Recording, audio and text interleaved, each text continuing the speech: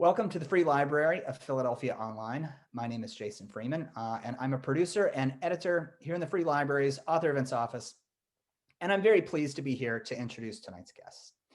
In 2012, Maria Kefalas' daughter, Calliope, was diagnosed with a rare, degenerative, and incurable genetic disease called metachromatic leukodystrophy. Rather than succumbing to grief, Kefalas and her husband harness this powerful emotion in order to save other children and ultimately themselves and others. What followed was an incredible odyssey that included a fundraising bait sale of more than 50,000 cupcakes, a blog that blossomed into articles published in the likes of Slate and in the Huffington Post, two groundbreaking charitable foundations, and advocacy in America's loftiest halls of power. A sociology professor at St. Joseph's University, Kefalas is the author of the books Hollowing Out the Middle, Working Class Heroes, and Promises I Can Keep. She tells her and her family's story heartbreakingly and ultimately inspiringly in her latest book, Harnessing Grief, A Mother's Quest for Meaning and Miracles, which she brings to us here tonight. In it, she illustrates, quote, with fierce love and unexpected humor, the power of grief to transform and motivate a warrior mother to change the world. Tonight, Maria will be in conversation with Ashley Fox, whose 24-year career in sports media includes a long stint as an NFL lead reporter and analyst at ESPN. She has also written about and reported on a very wide array of other sports for that venerable network, and is also an athlete, inspirational speaker, a mother, and an entrepreneur. Maria, Ashley, we'd really like to thank you for being here tonight, and please take it away. And you can add to this list of things that I do. I'm like Maria's #1 fan. So I'm just going to put this out here at the beginning. I have no objectivity when it comes to my friend. She is amazing. We had the great pleasure of meeting 16 years ago when our kids were in nursery school together.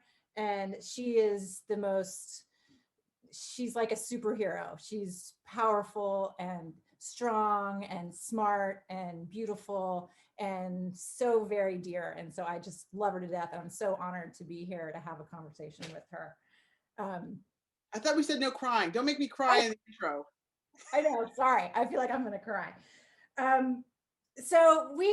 was at your house, Maria, when Callie and my son Austin were babies, and I remember sitting there and you told a story about how the conversation went with you and Pat and PJ and Camille when you told the kids that you were pregnant. And PJ's reaction, if I'm not mistaken, was, I thought you said you were too old to get pregnant.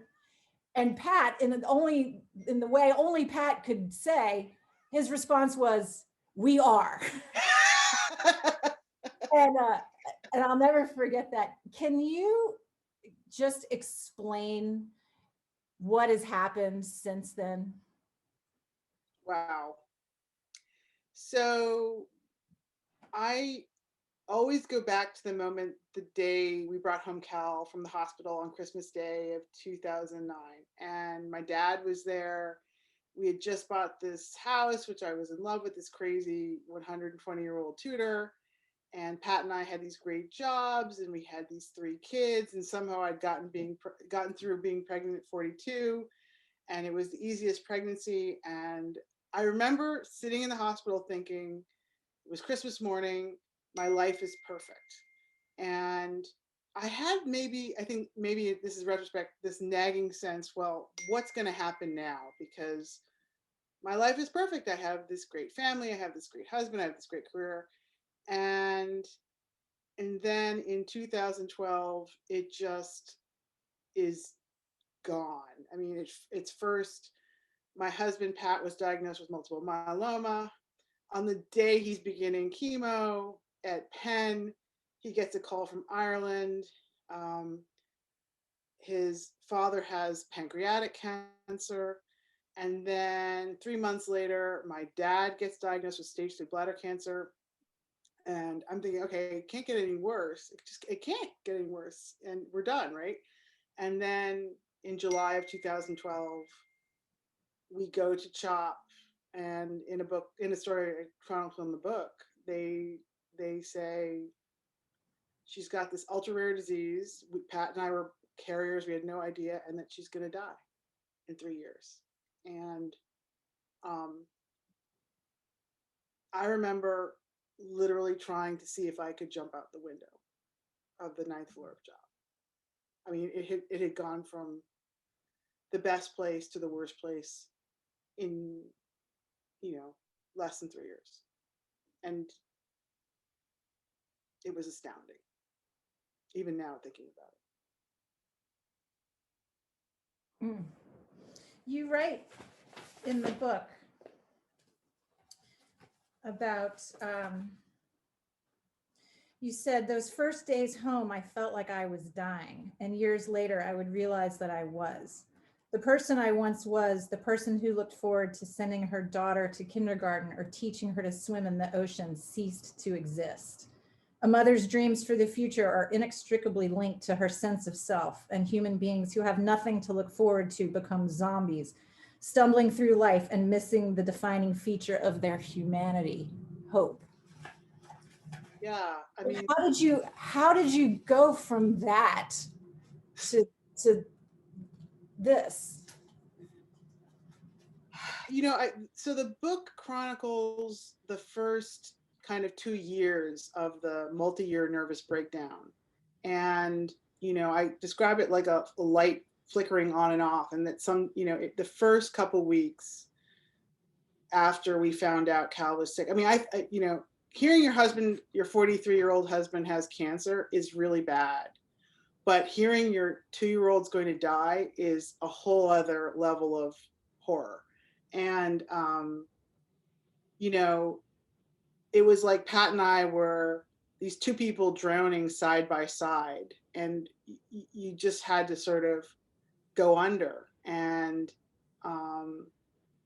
I realized that what was grief, what was the sense of dying, was literally this old person being burned away and this new person coming in, this transformation. And I came to believe that Cal was being transformed into a mermaid. That was easier I really believe that she was becoming this magical creature. I refused to accept that she was dying. And, you just kind of, at some point, I don't think I ever really resisted the insanity of it all and the breakdown. And I just like walked right into it. And much to my amazement, after a really long time, I was still there. And I started to feel alive again a little bit. And I realized, I think very early on, but it didn't become kind of a fully formed action plan until about a year later, when I saw that the only way to save ourselves was to help other people. And I'm not sure how I got there. And when I talk to families now, I'm like, I don't tell them that right away, but sometimes they wake up to that on their own. But I do tell them that if anyone can get through this like me, then they can. And the fact that they're actually having a conversation with me is a really good sign, because I couldn't even talk. I mean, I couldn't even function on that level. So it is really an extraordinary experience. And then you realize that after the worst thing happens, you can do anything. And so I'm not fearless, but there's nothing left to fear. I always say, like, there's nothing else that can scare me after that. What did her diagnosis do to your family dynamic? I mean, and your marriage? I mean, you and Pat were vastly different human beings. What was that like? I think that, this is really hard on marriages. And I don't think most couples react to the shock in the same way. And Pat had this very stoic style, as you know, knowing him really well. He was someone who cried in all of the years, even as he was dying of cancer. He never complained. He only cried once, and he shut it down. Mm. And his instinct was to protect everyone. And so he didn't tell his parents about his cancer the day they called and told him, which was still to this day extraordinary, that his instinct was to protect everyone else, and maybe protect himself, but mostly protect everyone else. I, on the other hand, had a full blown, I was like screaming at the top of my lungs. He turned it all in, and I was screaming at the top of my lungs. I was, he would insist that I go out in public and, make sure that I was, brushing my hair and not wearing my pajamas. But I embraced the complete meltdown of it. And it was hard because he was someone who, found my style difficult and painful, but he loved me enough to put up with it. And that was always hard for him, because I think maybe on some level he was jealous that I could be so emotional, but at the same time, I think his instinct was just to keep it all in. He said that right before he died, he wrote this essay, and he talked about how, for the Irish, suppressing emotion is an art form, and I can't change now. Even as he was dying, right till the end. Right till the end. Wow. One of the things that, I love this book, and I will brag that I've been in on the ground floor. So I'm fully vested, and I'm in it. So that's very exciting for me. Thank you very much. But one of the things that I think is so remarkable there's a lot remarkable about it, but is your ability to have a sense of humor through all of the turmoil and tragedy and sadness. And it's really, it's self-deprecating humor too, which is really funny. You write that your sister advised you were having insomnia, and your sister advised you to take walks. And so you write, it was summer, so I would take strolls through the neighborhood late at night, wearing my pajamas and flip-flops, no bra, and my curly hair wild. I became a ghost haunting my old life as a mainline soccer mom. And you talk about, you list a top 10 reasons why you're screwed, like how you're screwed. And one of them was you wish it was a brain tumor. Yeah. And another one was your shrink tells you, I've got nothing for you. How? Actually, he used stronger language. He used much stronger language. Well, I hope so. How have you been able to maintain your sense of humor? Like, where does that come from? I have no idea. I think that I could always see the absurdity in it. And, when I was writing the book and I would read other memoirs, I was always a little skeptical and confused and maybe jealous about the women who could be, so self-possessed, sort of like the Jackie Onassis kind of trope of grief, beautiful and stoic and just, just behind the sunglasses and mysterious. And, I suspected that this was done through, drugs and alcohol. But however, this like incredibly controlled, managed version of grief. And I never understood that. I just felt like a mess. And I felt like this is kind of funny. I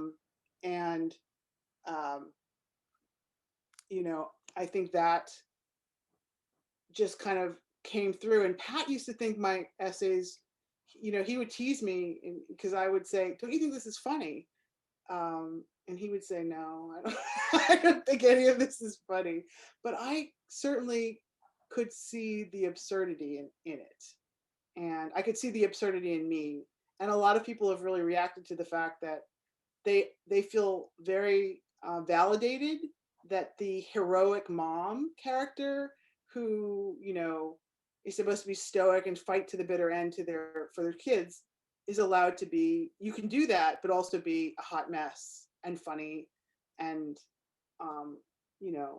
just not take yourself very seriously. And I think that has been the thing. So many people have written me about the book. I've been amazed by the response to the book. And so many people write to me and they say, thank you for getting that right. I didn't know even how to put that into words. It was like this secret about moms like us. Yeah, well, it's real. And we're not Jackie O. No, I don't know how Jackie O did that. I mean, honestly, like, you know, that was I began to study people, as you know, Ashley. I became obsessed with people who had incredible grief happen to them, and I became obsessed with meeting Joe Biden. And you know, I read about Stephen Colbert and how his family had endured the loss of his father and brothers, and so I was like, you know, as an academic and as an ethnographer, I became like this participant observer of people who had been through horrible tragedies, and I kept trying to figure out how to do it. And you know, and it's still a quest today, but I feel like I found, at least in writing this book, my answers to the question of how you do it. You write about the superpower of grief. When did you come up with that term? That was something that came to me, I think, by the first year after Cal's diagnosis, in terms of when Dr. Waldman and the doctors at CHOP, who, big shout out, a bunch of them are listening. I love you guys. CHOP is amazing. I know that some of them are like listening from the floor, but I think that when we started to see the breakthroughs in the field, when we saw gene therapy was not going to happen in 20 years, it was going to happen in a year. You know, and I met the first family, and I met the first child who had been impacted by this disease, but also been treated. I had kind of initially thought I really couldn't do it. I thought I'm not brave enough. I'm too selfish. I can't do it. And it was my friends like, you know, the amazing Liz Scott and Dr. Waldman, who said, of course you are. Of course you're going to do this. Of course you're going to help them. And I wasn't sure. And then I met the first family, the Prices, who I describe in the book, Giovanni Price. And as soon as Amy Price sent me a picture of Giovanni, and I, like I said, I have that picture saved in my phone. As soon as I saw Giovanni and I saw him, you know, playing miniature golf, and I saw how sick Cal was and how playing miniature golf was supposed to be impossible, that was it. I was in. And I said, this is what I'm going to do for the rest of my life. And I haven't stopped. And it still surprises me that I reacted that way. But as soon as I saw those children, it did not cause me jealousy or regret. I was saved. And I thought, I am so lucky. I often say I'm like the luckiest unlucky person in the world, because, you know, my girl is sick. My husband had cancer. Things have not gone very well. But at the same time, I've seen amazing things. And I'm always trapped by the paradox that the world is better because of Cal. I don't want this to have happened to her, but the world is better because of Cal and everything that's happened. So I'm like always trapped in that feedback loop, that her, you know, everything that's happened has been so amazing. But again, I wouldn't wish it to have happened in the first place. How is Callie? Callie is really good. She is 6 years beyond her life expectancy. And at this point at CHOP, you know, we joke like Cal hasn't read any of the medical journal articles. She doesn't seem to care what the experts had predicted. And, you know, when Pat died, he was really worried about her. And I feel like he didn't believe in the afterlife, but I really believe that he willed himself to protect her. I mean, I honestly believe that he might have lived longer, except that he gave her every bit of strength he had, and he literally sacrificed himself to get. So, I mean, she's actually been better than her respiratory health is better. Her appetite is better. I can't even believe I'm saying that. It doesn't make any sense at all. Her doctors at CHOP, they're like, we don't know. we are in uncharted territory at this point, but we're grateful and we're amazed and really lucky, really lucky. How for those who don't know, Pat died in March. April 6th. April. I was there when we did like the parade memorial service in our cars because of COVID, and losing someone in this time obviously is rough. How have you gotten through it? Oh, I don't think I have any choice. The kids have been amazing. My older children are much more naturally brave than I am. And we have hunkered down. And my oldest daughter is so funny and so smart. And she loves to give me advice on everything from my diet and to, sleeping and taking better care of myself and, work. So she was really big on me running. She's been really big on me not eating junk food. My daughter and I got tattoos together, which is so, I mean, grief in the time of COVID results in cool, tattoos with your 20-year-old daughter. PJ and I, we hang out together, and, he misses his dad so much. And yet I feel like I have these two warriors who protect me, and they're really amazing. And Cal and I think we're both more emotional about Pat's death, and she's really mourned his loss. Like, she became more quiet. She didn't laugh as much. She absolutely misses him and knows he's gone. And I think she's just kind of pissed about it. She's just really angry, which is kind of how I am. So I think her experience of grief is really actually kind of more pure. The kids are like trying to protect me. The older kids are trying to protect me, but I think she's like, where is he and what happened to him? And, someone fix this. And I've talked to her a lot about it, and she's been doing better though. She laughs more again. She's doing a little better.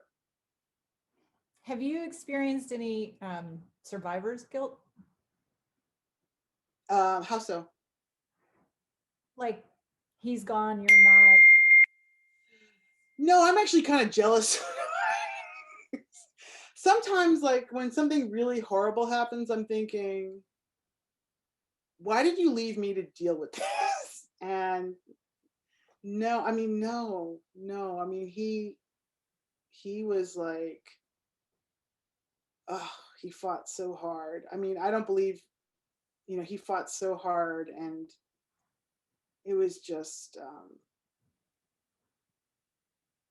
it was too much. It was just too much. And to see someone that, kind of beautiful and strong, the only thing he worried about was Cal till the bitter end. He kept saying, gosh,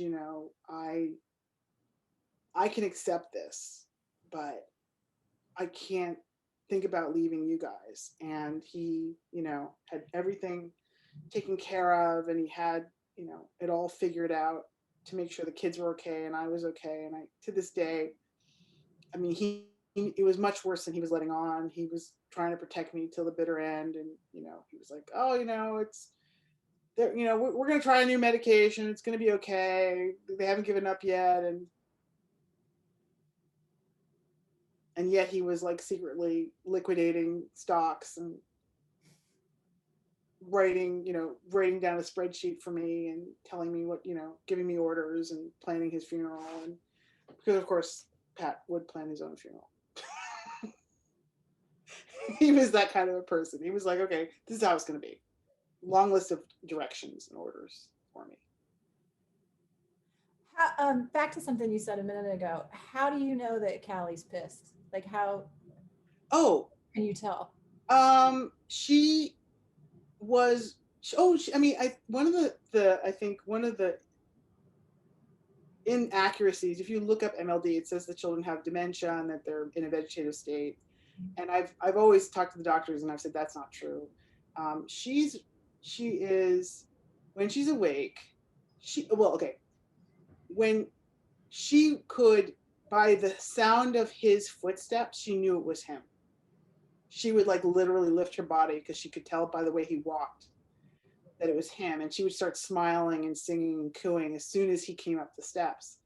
And she just doesn't do that anymore.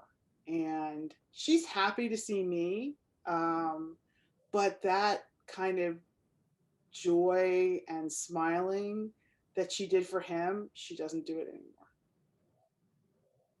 She doesn't do it anymore. What have you told her? I told her that Daddy had to go, that he can't come back, and that he didn't want to go. And that, you know, we're going to be okay. And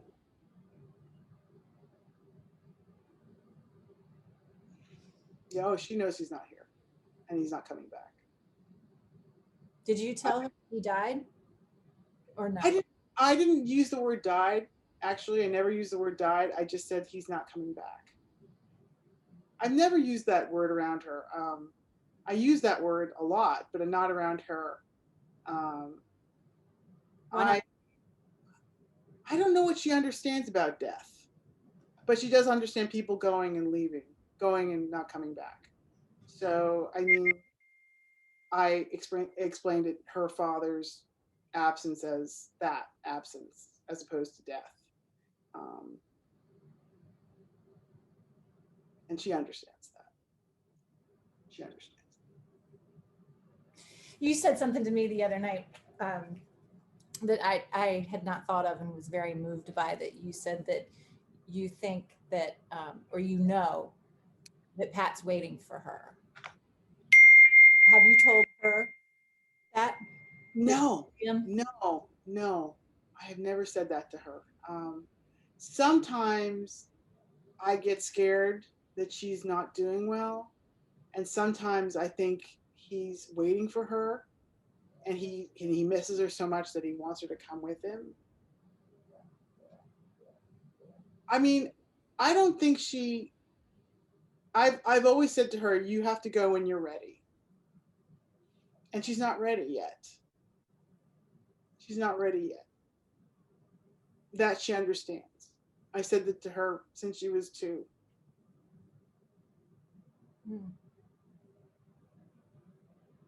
And I said, you'll tell me when you're ready, right? But she's not done yet, Ashley. I mean, I mean, like, she's not done yet. She is not finished yet. Her body is like so delicate. I mean, even her doctors are sometimes like afraid to touch her because she's so delicate. She's like this little, I mean, she fractured her leg simply by lifting her leg and getting it caught in the sheets of the bed. She's that delicate. She's like a little baby bird. And yet she doesn't want to go yet. She's not finished. And all she knows is that people love her. And I know people find this amazing. Like, you know, she doesn't leave the house and we don't go out, but she's really happy still. She's still very loved. And like, she's downstairs with her nurse right now, who's a retired nurse, Renee. And, you know, Renee is amazing. And like Renee, everyone kind of runs to hold her because like holding her is like magic. Like, when you hold Cal, your heart rate slows down and you just feel better. You just feel, it's like a really good yoga class or something, or it's like having a really nice glass of wine. I don't know how else to describe it. She just slows you down and she gets you focused, and she's amazing that way. And so like everyone kind of fights to hold her. Her nurses always like snuggle with her all day long. I mean, she's just like pure love. I mean, she doesn't talk. All she is like love. All she is love. All she does is give it and receive it. That's her whole existence. And she's not done yet. It's remarkable. You've been very steadfast in not looking back at pre-diagnosis Cal. From the jump, you have been very, very much that you weren't going to look back. Have you in the middle of the night or whenever, have you looked forward at all? Or No. are you staying in the To do this, you have to have no past and no future. No past, no future. You don't look back, you don't look forward, because the anticipatory grief about what was supposed to be or what's going to happen would kill you, and you can get either trapped in the past or terrified by the future. And I don't do it. I don't do self-pity. I don't do self-pity. I mean, I scream, and which is like strange. I've explained this many times to people. I scream and yell at the top of my lungs all the time. I get upset and I cry and I write crazy blogs and I, do insane things on a regular basis. But I never feel sorry for myself, because Cal, and I've told this to the kids too, I'm like, Cal doesn't feel sorry for herself. She's not complaining. We don't get to complain. And, it is, I mean, that's what I think, people meant when they said, if you can, really be present in the life of a child like Cal, she's going to teach you the meaning of life. And that's what, isn't that kind of like mindfulness, right? Is to live with no past, no future, to live in the present, which sounds kind of easy, but it's not. It's not easy at all. And to be grateful for what's possible, and to be grateful that, okay, it was a great day today. Cal slept through the night. I'm not in the CHOP ER, For me, that's a really good day. Now, most people would not say, oh, that's not a really exceptionally good day. Every day I'm not in the hospital. Every day Cal's breathing okay. Every day Cal gets through a feed. Every day Cal can, that her nurses are here and I get through another day of work and the kids are okay. Every day she's here with us is a good day. And I just remember being this, mainline mom, right, who wanted a career and a nicer house and a vacation house, at the shore, whatever. And all of that, like, is so, I don't understand how normal people live. I don't understand how normal people, get annoyed with their kid because, they didn't make the travel team or something. I don't understand any of that. I'm just like, I'm home. She's here. I'm so relieved. This is not the day. Mhm. That I have completely, absolutely put aside.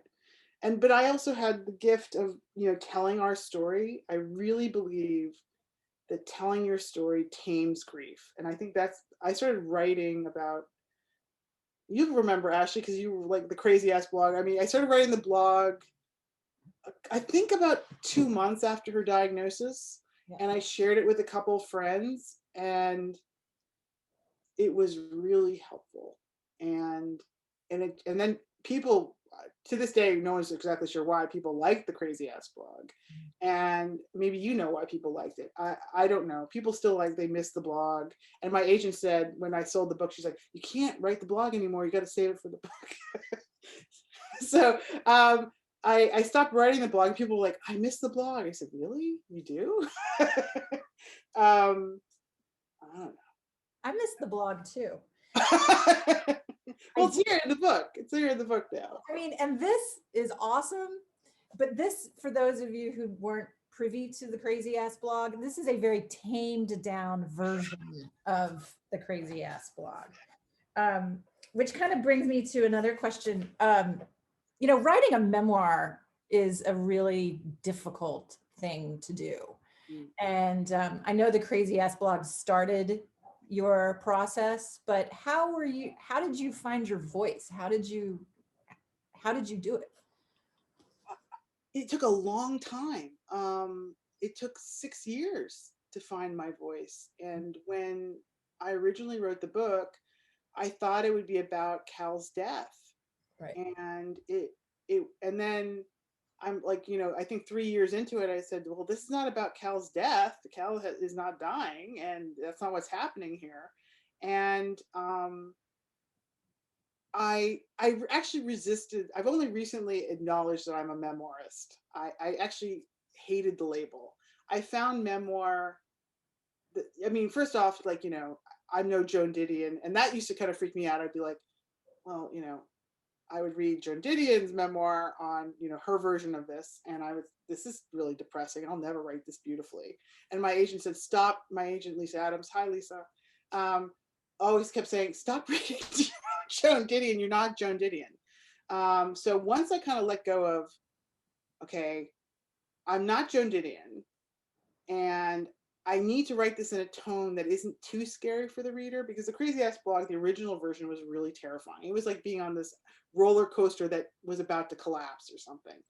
And so as I was getting the voice, I was like, I rewrote the story with more guardrails on for the reader to let them know that I was in fact okay, because it was just too much. And then I realized that the story, which is the hard part of writing memoir, is like, how do you create a set of nonlinear events and make them into a narrative arc, which we've talked about many times.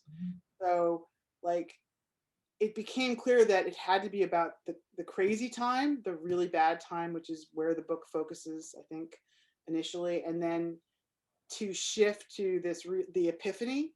The middle part is about this epiphany, superpower of grief. And then the last part about the book is like what I did with it and what we were able to accomplish, and the funny and crazy misadventures that resulted. But the first part of the book is about that breakdown and the metamorphosis and realizing that this thing that I thought was killing me was actually my new superpower, that I could change the world. And it was people like Liz Scott, who is the founder of Alex's Lemonade, and Liz came to me and probably saved my life, and talked me off a ledge, and really very early on said, you can help other people, you can help other children. And I wasn't ready, but she put that seed in there. And she says, like years later, she said, I knew you could do it. And it was funny that people believed, like Julie Hershey at the Eagles, Julie Hershey is a Philadelphia treasure. She does the community outreach for the Eagles. She's a remarkable person. And Julie said to me, I've only met a handful of people that I think are, just remarkable advocates. And one of them is Liz Scott. And you remind me of Liz Scott. And I was like, really? You do think I'm like Liz Scott? She's like, yeah, I do. And I believe that you can do it. And so here I am, so people believed in me when I didn't, I guess, too. But the power of telling stories is really healing and transformative. It really is. And that's why you did it. That's why I did it. Yeah. I had to. I mean, it was like a physical thing. It was like coming out of me. It was just like, I remember thinking the writing was literally clawing its way out of me. And I thought, which is a writer, right? It's a very strange experience. I'd written academic books. I loved writing, but I'd never had a story that was like, you have to write this down. And you have to tell the story. And the first, when I did a piece for the Slate and it went viral, I was sort of amazed, because nothing I'd ever done has ever gone viral. But yeah, it was amazing to sort of like have this kind of crazy ass blog, and the truth that I saw there become something. And people like you and my agent Lisa Adams and my editor Gayatri Patnaik at Beacon were like, there's something here, Maria, and it's beautiful, and we believe in it. And so I'm really lucky that way. I'm so lucky that I get to talk about Cal and Pat with like all the people that are listening in. There's like over 100 people on this Zoom, which is amazing to me. This is amazing. So thank you everyone for tuning in and listening on a Tuesday night, on a cold Tuesday night in Philadelphia. I know, it's really awesome. And so I could like hog and ask you questions the whole night. But I think what the plan is to open it up. If anybody has questions, pop them in the Q&A, and I will relay them to Maria. And the first one comes from Dawn. She says, can you speak about how your education as a sociologist helped you understand your experiences and document them in the book? Wow. Okay, that's a great question. I wonder if Dawn's an academic. Absolutely. I think I was much more comfortable thinking of myself as a sociologist of grief and doing participant observation like an anthropologist. than a memoirist. And, Pat used to say that, and actually I think Lisa used to say this too, that there was like this instinct, there was this part of me that wanted to study it, like who kind of, my safe place was to sort of take a step back and study CHOP and study the doctors and study this whole experience of grief, the way absolutely you're trained as an anthropologist and a social scientist to do what's called participant observation. So, or ethnography. So that was the kind of, I mean, I studied low income single moms in Philly by like hanging out with them. So I had this incredible world that I was now part of. I didn't want to be there, but I was now part of the Children's Hospital of Philadelphia. I was now part of this world of parents of terminally ill children. I remember going up the floor past the oncology wing and thinking, gosh, I'm jealous of the pediatric cancer patients. And when you're like, I mean, that's an insane thing to feel like. I mean, you're like, gosh, I wish Cal had a brain tumor. And you just, and I said, well, this is, and so I would then sort of get to this other voice, well, this is fascinating, and start writing about that. And I found, this whole world amazing. And to get access to it, even though it was sort of an unwanted invitation, I was there, and there was a part of me that knew the value of telling that story.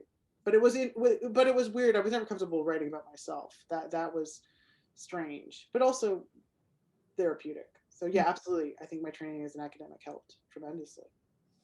Okay, I'm going to skip around just a little bit, but we're going to get to everybody. This one comes from Amber Khan. She said, we recently received news of a human trial coming for AXD. Alexander disease, yeah. And my daughter doesn't qualify. I'm determined to find a way to get her and others who don't qualify the treatment. What advice do you have for fellow leuko moms who want to take action, leuko being leukodystrophy, for those who don't know, who want to take action and help families as you have? It's a really important question. Oh, it's a really important question, Amber. Hey, sweetie. Love to Jordan. I think that, running clinical trials requires such tremendous sacrifice. And I understood, with clarity that Cal would never benefit from the clinical trials I work with. I know, the other families have different situations, and it's such an impossible kind of, hope. It can be so cruel, and the expectation of, holding on to the possibility of treatment, and the fact that, it will help some people and not your kid, and that these eligibility criterion, which seems so arbitrary. I mean, I feel like, I don't have a really good answer to that. I just feel like I've learned that progress requires sacrifice, and I'm going to help you. And when we get off this talk, I'm happy to talk to you about any of this and work with you on this. It's difficult. It's so difficult because the science requires these metrics, and it requires, these incredible requests of the medical teams and the families. I mean, our medical trial for MLD, I always go back to that, required literally that the families lose one child for the chances to treat another one. It was it was such an incredible burden on the medical team, on the families, on the children, that literally, the families would save one kid and lose another. And I don't know. I mean, the progress comes at a tremendous price, and I'm here for you, and I totally get it. But I don't think I have an answer beyond you just keep focusing on a way to help. And Cal always taught me that it was bigger than our family. I understood that, pretty quickly. And it was all the kids who came after us, and all the kids that came before. There was so much suffering and pain, and it was so hard to change it. But we'll talk more afterwards, Amber. All right, this one comes from Lisa Sonnenborn. Hi, Lisa. She asks, how have your older children, PJ and Camille, been shaped by the experience of having a terminally ill sibling? And what advice would you give to other families who find themselves in a similar position? Well, I think that my children's childhood ended in 2012. They stopped being kids when PJ was He was 8, right? 8 and Camille was 12. It was over. It was over. And the trauma of it is unavoidable. I keep apologizing to them about everything, how it happened, the childhoods that they didn't get to have.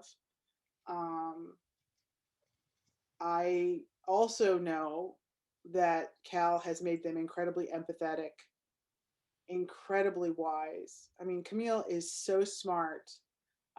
She was giving me this advice yesterday that was like a couple days ago, that was so clear-headed and so smart. And I was like, how are you 20 years old? I mean, so they have this incredible insight into the world that, because their father and I couldn't protect them from like some fundamental truths, and Lisa understands this too personally. Like when parents can't, trap you in the magical thinking of childhood, there is a sadness and cost to that, but they get really smart and really insightful, and they figure stuff out a lot faster than other kids do, and they're incredibly empathetic. So it's a terrible burden, but also a gift. Mm-hmm. Well, they're great kids. And they're great kids. They're great. They're like their dad. They're awesome. They're so much, thank God they're like their dad, not like me. Cal's like me. The other two, thank God, they're like their father. All right, this one comes from Christine Lowe. She said, how is it to be living in the present for Cal and thinking about time in the context of the rest of your family? Or is it inseparable? It's all about living in the present for PJ and Camille as well. It's all about, like, we live in this time zone and we just orbit Cal. Cal, like it or not, is the center of our universe.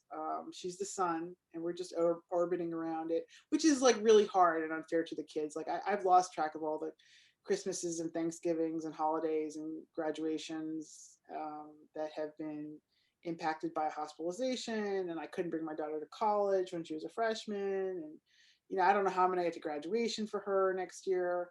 So it really stinks. I don't mean to suggest at all that it's all fabulous, but I do think that I don't remember my life before Cal's illness anymore, which is kind of scary. I kind of have to force myself to remember it. The kids occasionally remember being like other people, and they'll say to me, like, you remember that time, and remember when we used to go to the cave, and remember, so they sort of like have this kind of wistful memory of their old life. But yeah, I think we've all kind of really trained ourselves, Christine, to be focused on what is possible in the now, with this like really disciplined, unforgiving sort of way. Interesting. Amber asks, what advice do you have for someone who is ready to tell their story?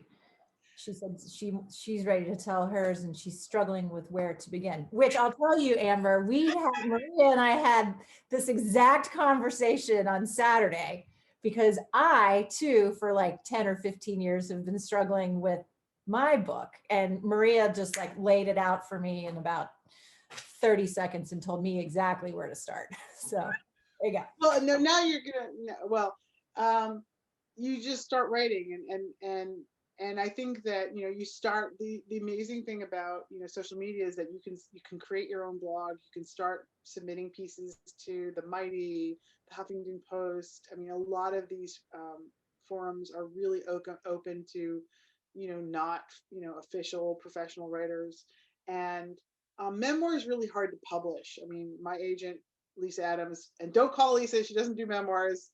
She's an amazing agent. Yeah, doesn't do memoirs, but because they're hard, although maybe you can, she's at the Garamundi, and you should check her out.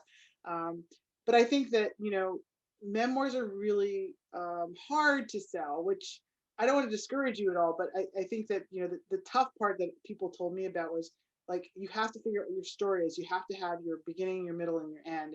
And Ashley, the only thing I did for Ashley's memoir project is I'm like, here's the beginning, the middle, and the end. She's like, oh, okay, that is the story. So you have to sort of like, you want to write about X experience, but what's the beginning, the middle, and the end? What is the, where do you want to leave the reader? And I mean, I think you just start writing. I'm a free writer, which, is one process.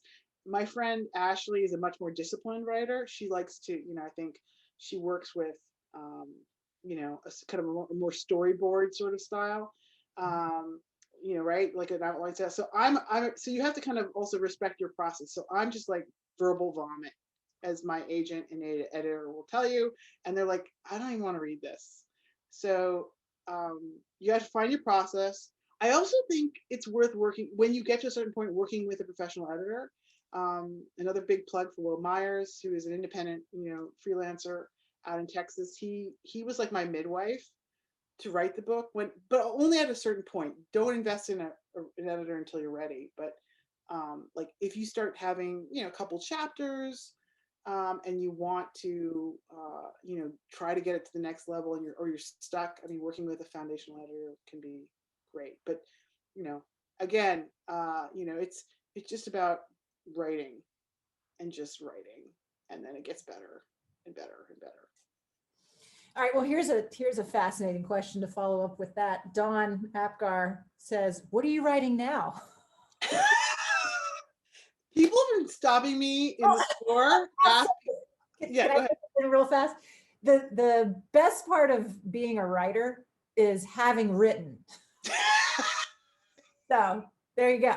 Exactly. I have a couple ideas. The book, I was on a strict word limit, actually. I mean, I could only do,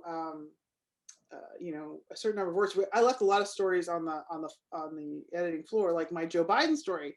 So I still have some material. I don't know. I mean, I keep thinking that every book I write is the last book. So I don't know, but I do. What if I start getting that urge to write again, I'll let you know.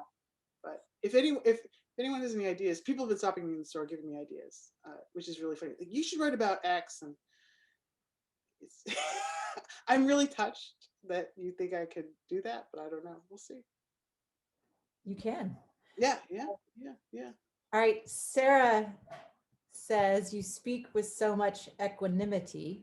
Great word. Great word. Do you still have meltdown crazy times? Oh gosh, yeah. I mean, there's still a lot of stuff I didn't include in the book. I mean, the book ends, really in 2015. So there was a lot of other stuff that happened, and like I said, my editor at Beacon was like, we're at a strict word limit, so I had to cut a lot of material out, which I think is good. I think no one said I wish the book was longer. So yeah, I mean, is it about, COVID is really kind of, I know a lot of people are going to be writing about COVID, but what happened with Pat, kind of gets at me. Grieving in the time of COVID really kind of gets to me. Being a widow, that's sort of funny. Being a widow is really funny. One of my neighbors came up to me right after Pat died. She's like, it's about to get really weird. And she was so right. She's like, it's about to get really weird. You have no idea. So widowhood is really funny. Yeah, and I don't know. I think that I'm going to keep writing, but right now I'm just enjoying telling. I'm actually enjoying the storytelling. I'm really enjoying talking to people, because writing is, as writers know, really lonely. I mean, I didn't talk about this book for 7 years. I mean, a couple people had read it. So it's really exciting now to talk about it with folks. I had a question in my head, and now it just left me. So I'm sorry about that.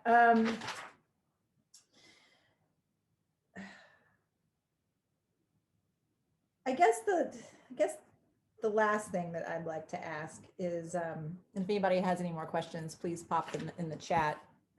Oh wait, here's one from Courtney. Will you be writing another children's book? Oh my gosh. Well, my daughter wrote a children's book. I've written a couple of children's books. My daughter wrote the best one yet. I don't know. I mean, that's a really good idea. I would love to write a children's book about grief. So, but children's books are really hard to write. They're really tough to write. But yeah, I think it's a great idea. Thank you, Courtney. I know you've gotten a lot of good advice throughout this process from people, real astute advice. What advice would you give, Maria, to people facing adversity, tragedy, despair, to help them get through it? Oh, okay. Well, the advice I give people all the time, because I can't believe that I spend so much of my time talking to families like me, and that it doesn't frighten me, that it's actually really one of the more sustaining things I do. I just, like this week, I just met a beautifully newly diagnosed family from Alabama who was here at CHOP. And, you know, my belief is really that these children are a gift, that your love is indestructible, that you're much braver than you realize, and that you don't need to actually feel brave, you just need to act brave. And that, you know, and that your kids, oh my gosh, no matter how flawed and how broken you are, they are like, they just love you. And I mean,